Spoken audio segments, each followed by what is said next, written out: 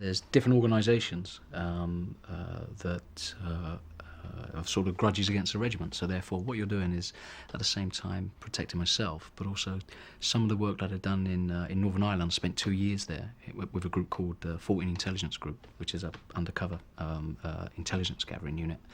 So if I'm there, sort of on I don't know, on Parkinson, waving away, they say, well, during his time here, he wasn't that person. So who we got there now? So what I might do is put those people at risk, like coming for this interview, come on the tube. So you couldn't do that in Sean Bean. You can't do that sort of stuff because otherwise people keep on stopping him and you can't actually get from A to B. But it certainly is a benefit because you can go on holiday, you can get the tube, and you can sort of just bum around. Basically, it's great. Nobody was expecting the success of Bravo 20. The publisher thought, well, it'll sell quite well, purely because it was the right time, just a couple of years after the war. No one was anticipating this success, because my plan was to write Bravo 20, do the publicity, whatever's required, the sort of publicity roadshow stuff, and then get to Australia for a year and get flip-flops on, grow long hair, and bum around, go on a freefall circuit around Australia. Then come back, and I had a job waiting for me in one of the security companies. But that all got turned up on its head, and from Bravo 20, and then it seemed the way ahead was to become basically a commercial writer, and that's what I do.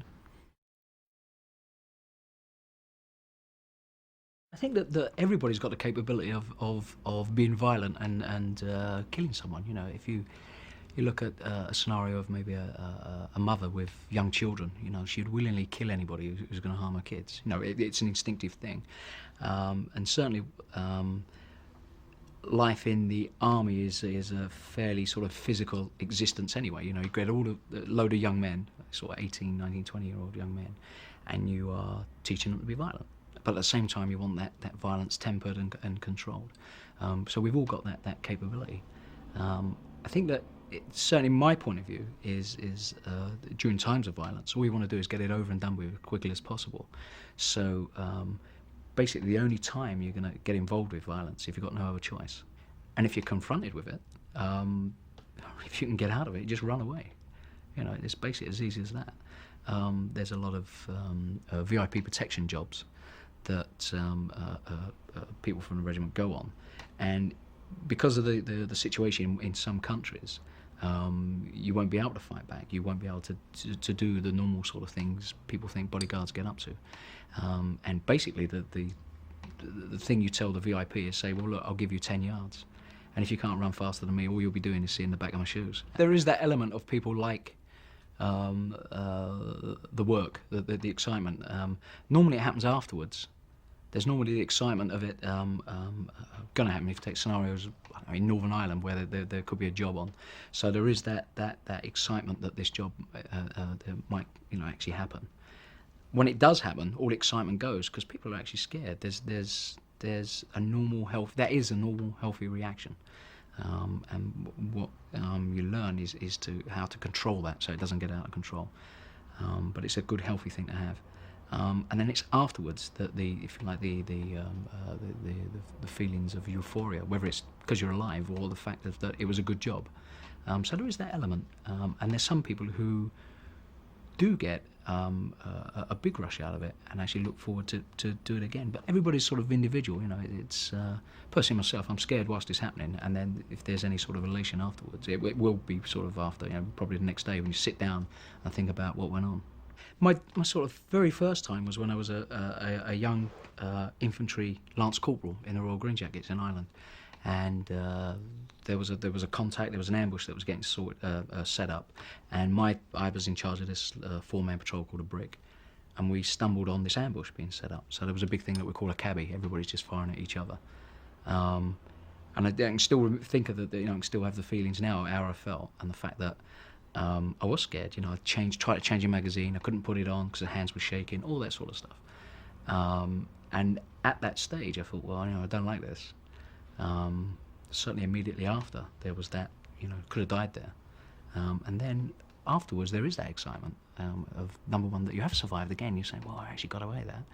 But there was that, it was the first time I killed somebody as well, so there was that sort of a strange feeling of You've done what you've been trained to do. Um, but it couldn't tell anybody that I was scared, because I thought at that stage, certainly at that stage, as a young man, you thought, well, sort of the bravado, you can't tell everyone you're scared. So he went along with all of us, we all went along with the whole sort of bravado bit. Good guy and bad guy. Very rarely exists, and basically, people are quite sort of switched on, and the fact that they see that in the newspapers that we're going to go and take the Falklands back. Well, we're going there because of the mineral wealth, nothing else. People know that. The same as the Gulf. But as a soldier, that's what you want to get involved with anyway. So people are not. It's not as clear cut as that, and people are not that stupid that they'll take that line. That's the sort of propaganda that's put out. So from certainly my point of view, the fact is that if the Gulf War was an operation, and that's what I'm there to do, and I actually like doing it. Northern Ireland is the same, slightly more complicated purely because of the closeness, of both physically and sort of emotionally. It's so close. But I think that the good guy and a bad guy thing really doesn't exist.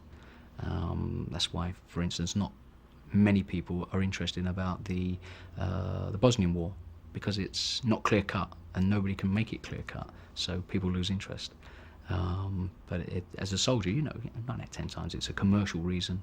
It's the maintaining UK's interests overseas, basically, and that's what the regiment get into as well. We understand that's what we're there to do. So you look at it more as a job as opposed to I'm fighting for the right, because sometimes you're not. If there was the policy of shoot to kill, basically what would happen, there would be a lot more dead terrorists. It's as easy as that.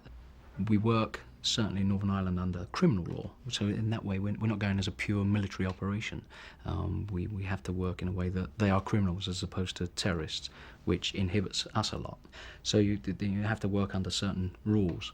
After every incident, certainly in Northern Ireland, you come back, your weapons are confiscated, forensic tests, you go through the civil system. Certainly in the shootings in Gibraltar, the fact that all terrorists died without weapons, well, that's just the way it is. If you were given the information, the people on the ground were given, soon as there was any suspicion these people were going for any device or anything untoward, they're going to be killed. A lot of sort of these so-called experts who will be writing things, articles in newspapers after the event, they have no idea what the information was given to the soldiers on the ground. And the fact is, a soldier has to make a decision there and then. He's the person on the ground. And there's a saying in a regiment that he'd rather be sort of tried by 12 than carried by 6.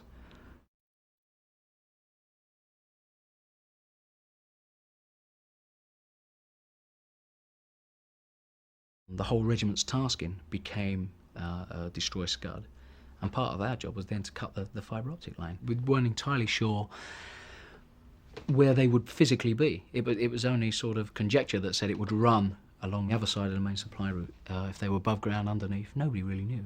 We took, in fact, a bit of British Telecom kit to go and how to find these things. Anyway, it's some of a small sort of metal detector thing.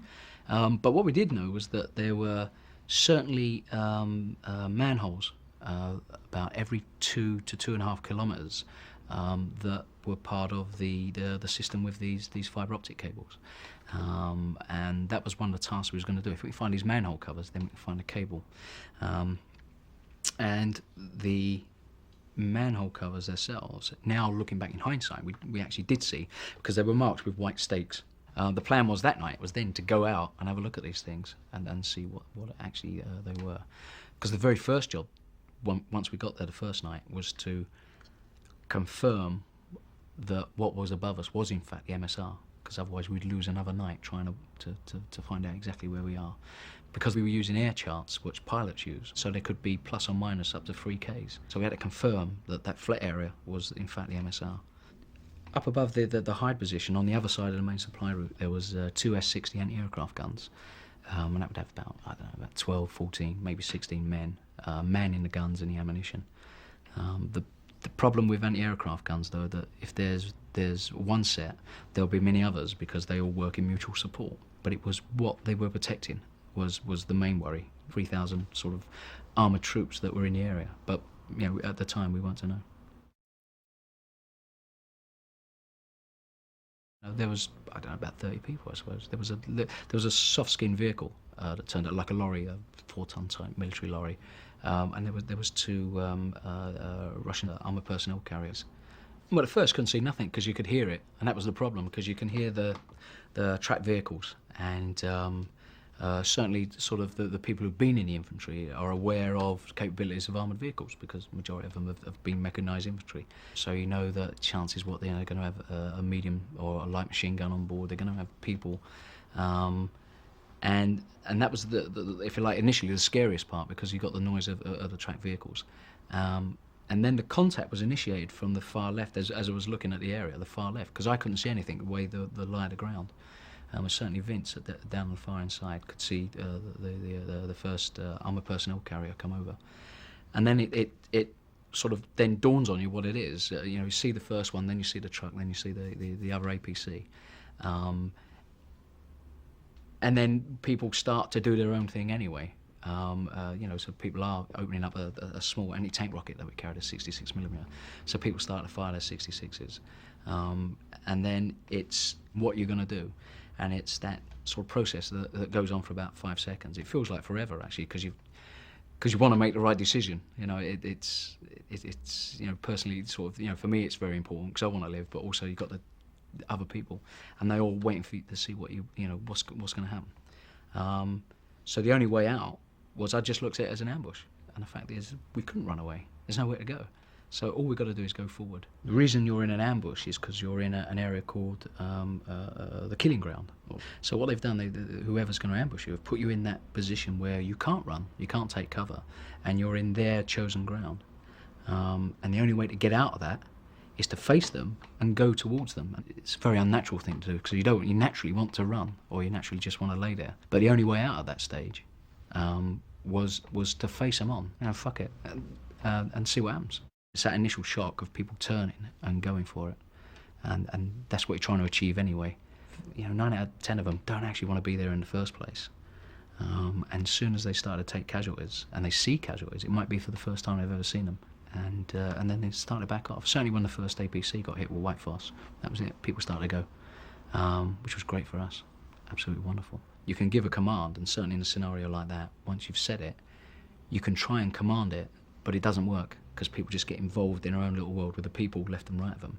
And if you try to tell them to change it, well, they wouldn't be doing it anyway, because they're so sparked up. So the next part is then control. So what you do is I personally just let it happen, because they all know what they're doing, because otherwise they wouldn't be there. Just let it happen, and then try and get control again at the end. As soon as you get there, then you run away. You don't sort of jump up and down and say, right, that was all rather nice, because the object is to get away. The big problem was surviving that hour of daylight. In dark, it's totally different, absolutely. So we got all sort of literally 12 hours of darkness to sort ourselves out. But it was that hour which was the big problem. So we didn't really think about anything else but let's just get all this contact over and done with and run.